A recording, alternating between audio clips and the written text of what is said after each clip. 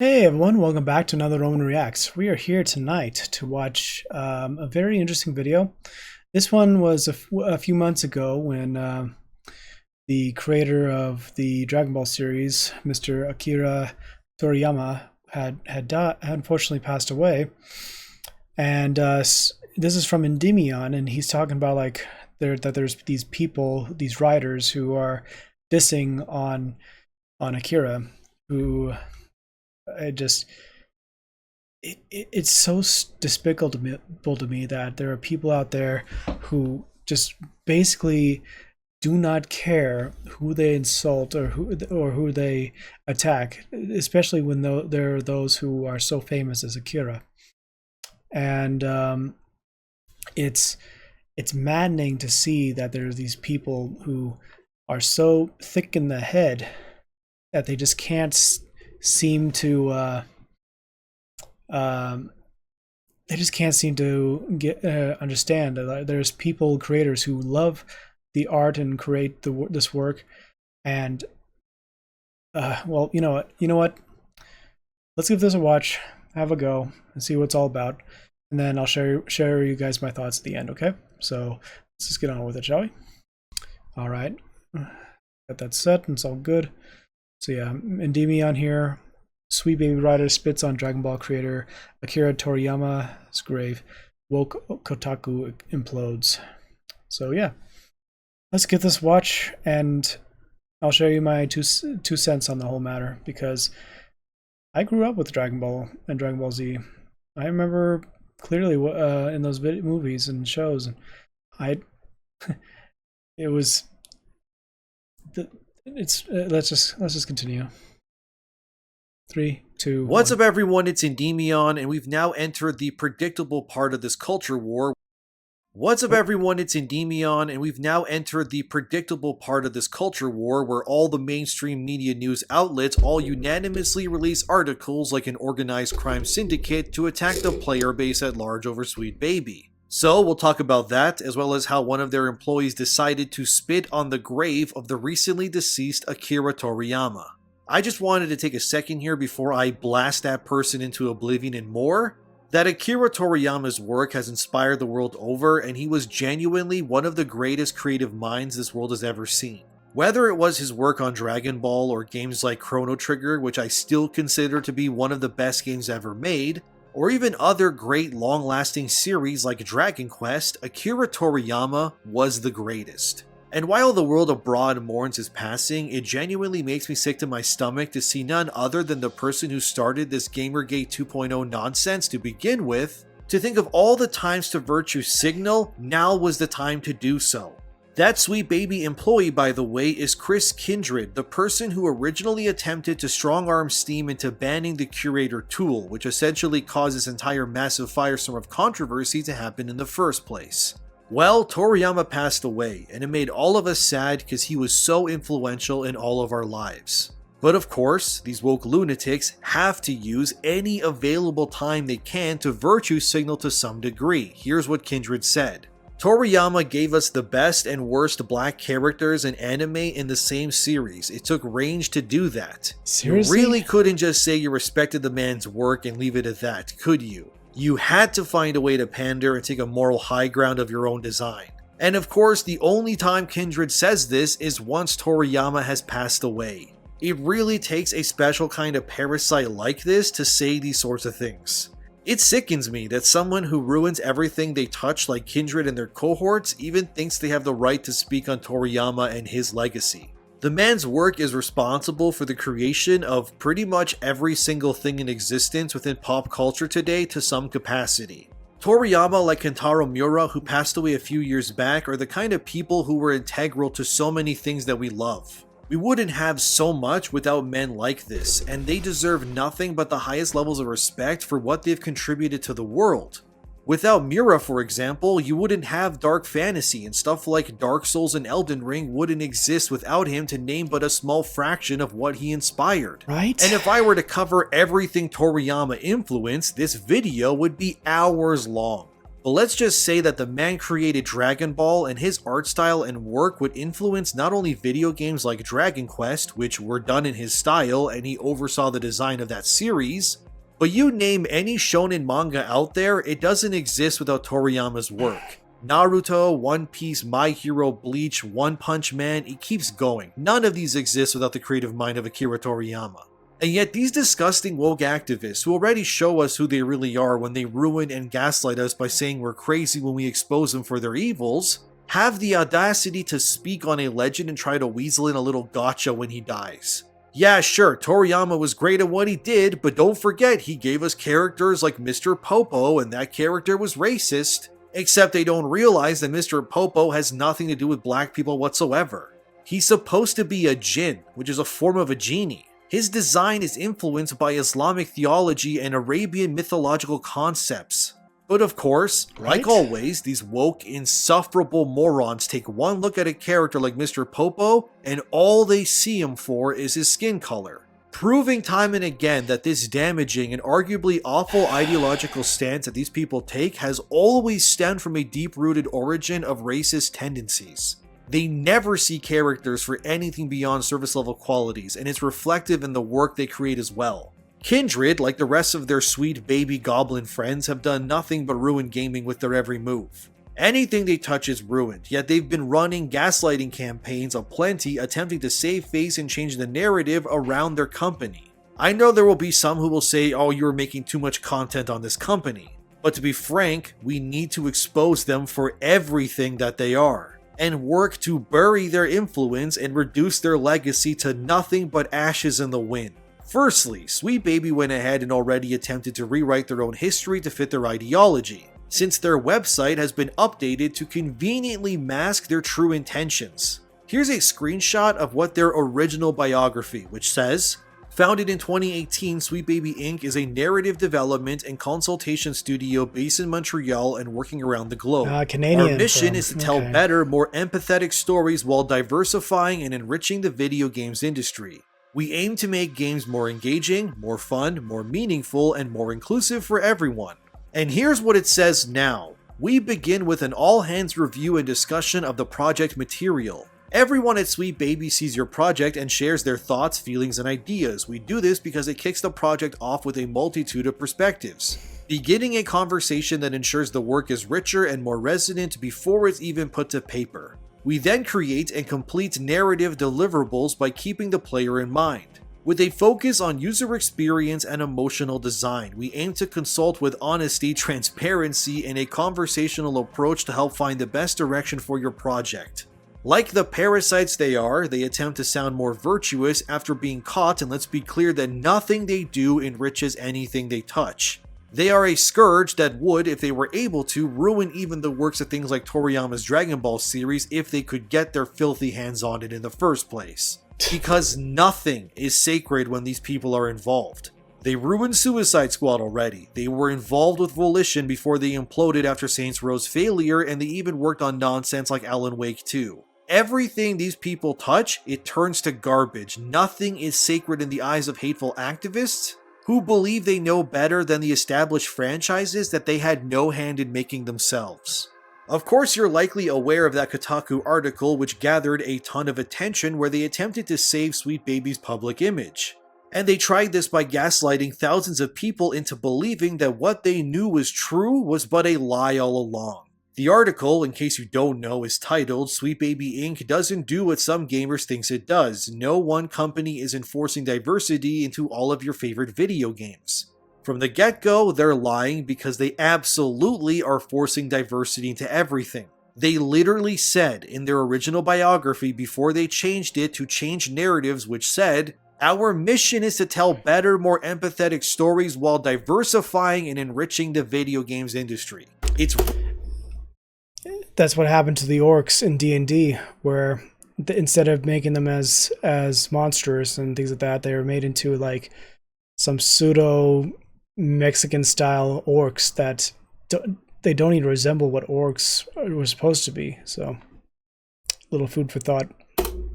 Right there, in front of your very eyes, their mission from the get-go was to inject as much diversity, equity, and inclusion as they can into everything they work on.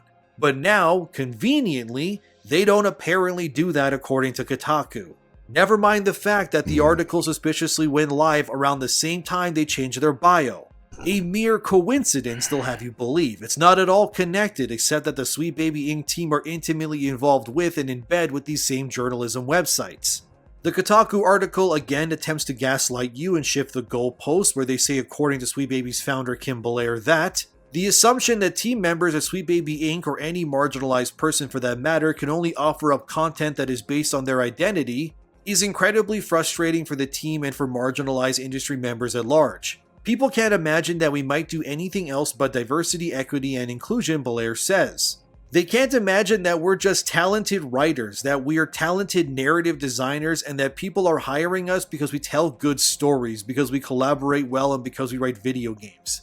They have to diminish our accomplishments to our identities. They can't imagine that the work I did on Spider-Man was story work versus adding pride flags, you know? Well, that's definitely some glazing on Kotaku's part, since when has anything been better because of Sweet Baby's talented writers, as their founder states, being involved with the game? I would honestly wager almost never. God of War Ragnarok's story, in my opinion, was worse than the 2018 game. Besides Angerboda making no sense at all being there, the actual story, in my opinion, just wasn't as interesting. And also, in my opinion, it wasted characters like Odin and used tired J.J. Abrams mystery box ideas like the Mask, which amounted to nothing.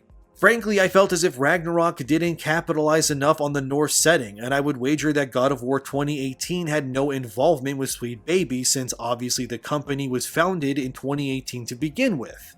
But even when they touched Ragnarok, even if they did as they said, not add diversity, even though Angerboda is there, but okay, keep lying to yourselves. But once they got involved, in my opinion, everything got worse. Then there's Spider-Man. I've explained this before, but again, Spider-Man first came out in 2018, so Sweet Baby again couldn't have worked on it yet. But the sequel was worse than the original in terms of story, characters, and quests almost across the board. Players across and don't get me started. Don't get me started. Look at this. Look at this. Characters and quests they even uglified Mary Jane when in the first one in 2018 was so much better, and just gosh. Across the board. Players across social media shared their concerns on how Peter Parker felt nerfed, Mary Jane became Lara Croft, and they even ruined characters like Miles Morales, who basically has nothing to do with the main story until around 70% into the main campaign. So not only did they ruin the game's story, they even managed to underutilize their diverse other spider hero as well. Sweet Baby's involvement, in my opinion, made both of these games objectively worse. Alan Wake 2 was just a miserable experience of nothing burgers that amounts to absolutely nothing happening in the end. Seriously, I can't even really spoil Alan Wake 2 if I tried, cause nothing happens in the story. Like the first game, the second one ends the same way. They just zoom into Alan's face and he says something cryptic, and then nothing is resolved again. And since I considered Alan Wake 2 to be one of the worst games I played last year, and it also happened to have Sweet Baby involved, which I didn't know prior to playing it, but once I beat it and realized it, yeah, that made a lot of sense. And then of course there's Suicide Squad, where Sweet Baby did what they claim to do, which is conversation, quips, and so on. Then those character biographies tell us everything that we need to know. You guys glazed all over Wonder Woman's bio with terms like toxic masculinity being used unironically, and saying her name was well put cause mankind should wonder why Wonder Woman would ever want to play in the mud with the lives of men.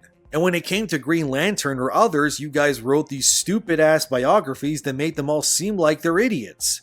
So what are we talking about here exactly? We're having these places like Kotaku slobber all over Sweet Baby's meat while proving time and again that their involvement objectively makes everything worse. At this point, I'm genuinely jaded on the future releases of many AAA games coming in the future. And I'm worried that they're going to all be objectively worse products because of this company's involvement. You can gaslight me all you want, say I'm wrong or bigoted, but the truth is that they're right in front of us. They're making everything they touch worse, and Sweet Baby fits the bill of an activist to a T when comparing them to any other medium of entertainment. So many of these properties are hijacked by people like them and then used to push their ideas within a pre-established fan base. Because we all know they couldn't create anything compelling on their own with their own unique ideas. Instead, they can only corrupt and make good things terrible just like them by bringing it down to their level. Grum said it best when he tweeted this is exactly how it started before, down to the same actors. Friends of journalists do something wrong and get caught, gamers pointed out. Journalist friends write hit pieces blaming gamers, painting wrongdoers as victims, and igniting a firestorm. They are doing it the same way they always have, dear viewer. They try to get away with something, we don't let them, and then they scurry back into their holes and yell sexism and racism as a defense mechanism. But this second coming of Gamergate will not go the way they want it to again. Last time, as they said, Gamergate didn't exactly work since it didn't have proper leadership. But now there are many people out there, each spearheading their own groups within this common cause. And apparently this Kotaku writer infiltrated, as they put it in their article, by gaining access to the Discord server attached to the Steam Curator tool. They infiltrated, but need I remind you that the Discord server is public. You don't need an invite or anything, you just join it whenever you want to, regardless of who you are. This journalist makes it seem like they were Batman walking into the lair of Ra's al Ghul or something. Sorry, but you're not that cool or smart. Also, those Discord server users knew you were a Kotaku journalist anyway. So you basically waltzed in wearing a clown costume while confident in believing that no one could tell that you were a clown. It's incredible stuff, really. There was even some messages that the writer of this article shared, mind you, which said stuff like, "If anyone would like to chat about this Discord and the Steam page, let me know, thanks." Is there a reason why many of you don't have your names' pictures associated with your accounts on here? That second one is hilarious. The Kotaku writer thinking that they could get some real names to do what exactly? Get people fired from their real life jobs by telling their bosses that they don't like badly written video games? Is this really what Kotaku sends as their brightest reporter into this public Discord server full of people who are just having a good time? Look, I knew a lot of game journos were kind of dummies to begin with. I mean, that's why they're in games journalism to begin with, because most of them weren't good enough to get into political journalism or other forms, but come on, guys. If this is all it takes to write for a modern gaming mainstream news outlet, the bar isn't just low, it's in the Marianas Trench. They continue to say, just curious if anyone could speak to the creation of the server, the Steam page, and why they feel monitoring BI work is important. Incredible work, Kotaku writer. You waltzed into a public Discord server with your profile picture being yourself with your full legal name on display, when everyone around you is likely called funny names like Shadow Lord, Captain Fupa, and Glizzy Goblin, and thought you were infiltrating some Shadow Moses-like organization thinking you were Solid Snake or something. And I bet you their colleagues were patting them virtually on the back like, wow, you're so brave. It's incredible to me that these people get paid anything to do what they do at times. But this is just, wow. Gaming journalism, ladies and gentlemen, that's what it takes in the year of 2024 to be considered legitimate, apparently. And they, of course, protected their account at one point, were ousted for saying that white people should be physically assaulted, and then pretend that there's some messiah that's taking all the punches.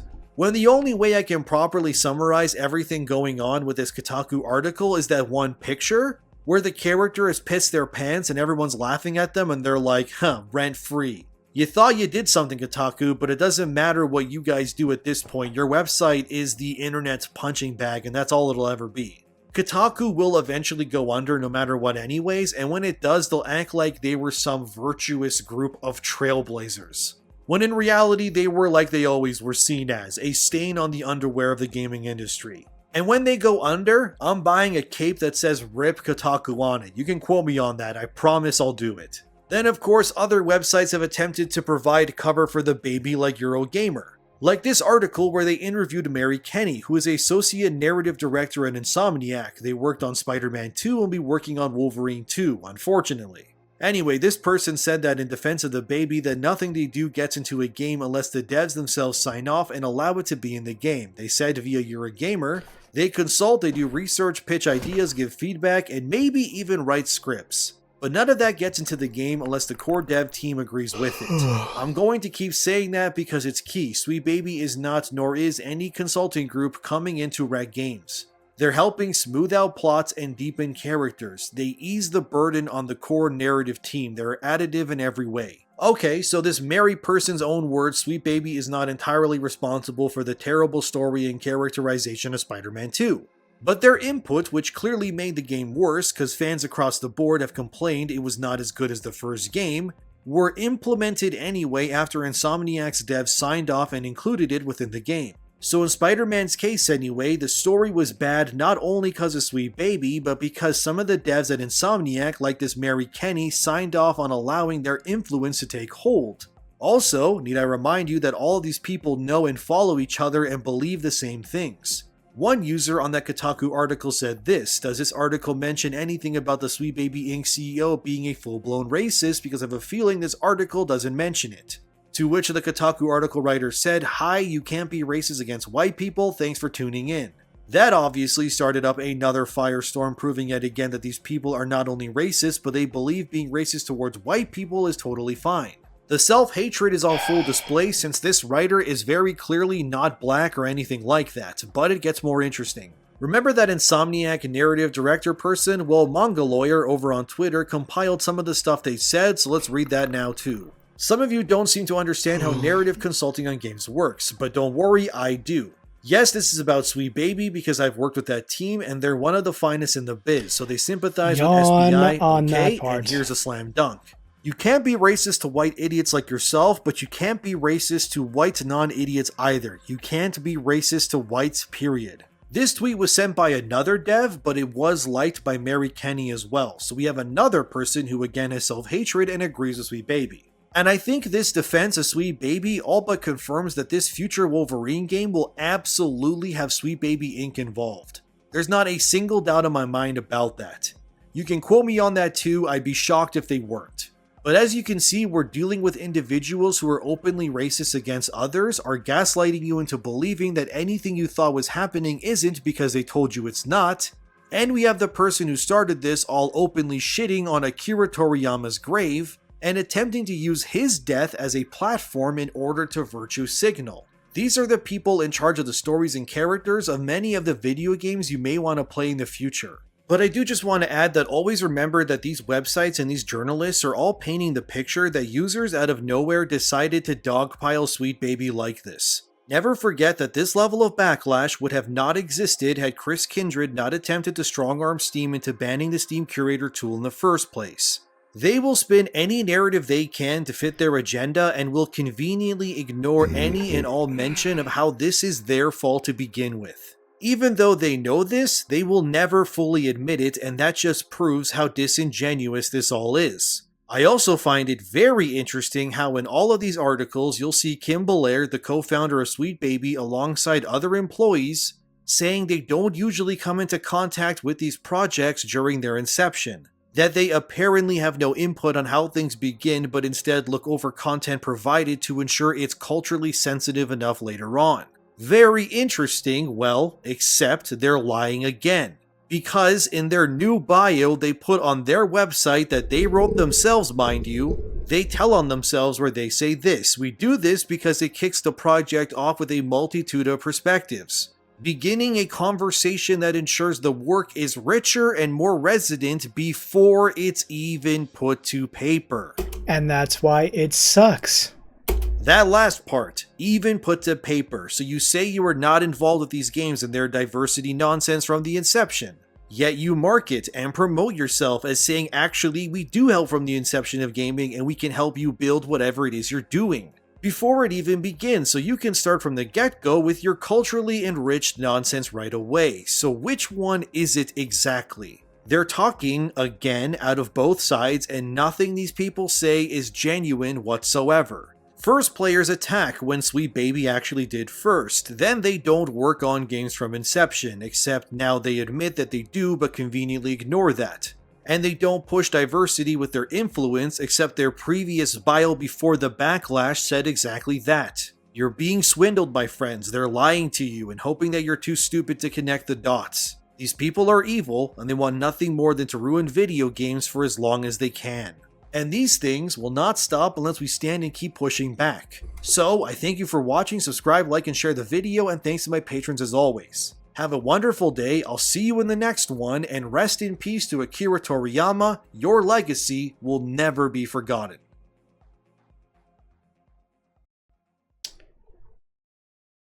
I have a few things to say to that. Akira Toriyama, when he made I remember watching when I was young, and I remember having my days when things were getting bad. Um, and I just would watch cartoons on a Saturday, and I would always tune in to see Dragon Ball Z and just seeing the originals and just getting enamored by it, and I just was like so much love for the characters that they brought with Goku, Gohan, Piccolo, Krillin, Android 18, Yamcha, every single one of those characters. Just I was so happy to see such characters. It didn't matter because I was a kid. I enjoyed them because of what they were, because they were created to bring out the fun. And for this guy to literally spit on the grave of the man who gave so much and inspired hundreds, if not thousands, of people, like we wouldn't have not been able to get like people with One Piece. We wouldn't have been with Oda. We wouldn't have been able to get Naruto, Shippuden, Naruto and Naruto Shippuden, Bleach, Lupin the Third, Cowboy Bebop, any of those, every single one of those people. Just it's sickening to think that these people would always tries to like tear things down without even reading the room, and just you had to wait until after they're gone to spit that vile stuff against a man who inspired thousands of good people, and many people around the world is who loves his work and loved what he did. That guy is despicable, and just I just can't understand how these people would ever live with themselves, knowing that they can get away with whatever they want, say all these different things, and they claim not to be racist or not to be like they play the victim card when everyone else calls them out for their BS. Like seriously, let me just let me pull this up really quick. So anyway, I'm just gonna pull up. I pulled up the old cartoon of dun, dun. Just hearing this, seeing and hearing this in the morning. You know you're in for a treat. Hearing that theme song being played out, and just seeing all the characters being, it just.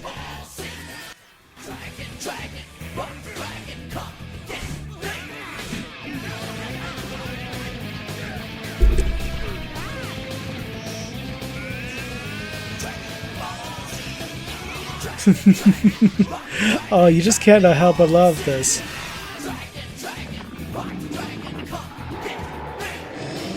You just can't help it.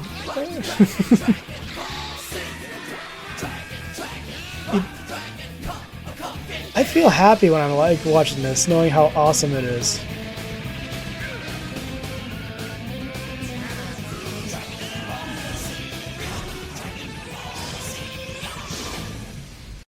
Just right there. Just living in the moment to watch that as a kid. What just feeling so much love for the characters, the animation, the action sequences, and just you can't help but love it. And just it's saddening to see that there are people out there who just who don't who not doesn't care. They just don't care. And yeah, honestly, I just wish there's better people out there who actually love the stories that they they want create have people who actually read the material or actually care about the stories before actually making the whole thing in the begin with. Go with people who actually love the lore, who love the story and want to be a part of it, to actually make the decisions compared to people who skim over it and then say, "Oh, dude, this and that." Oh, and seriously, just these people have no talent. That's all I have to say about them. Anyway, I know it's late. I know it's been long. But I just had to get this off my chest on this. And I hope you all are doing okay. And I'll catch you on the next one, okay, guys? So, Romans, I'm going to leave you with one final entry at the end, but Romans, salute.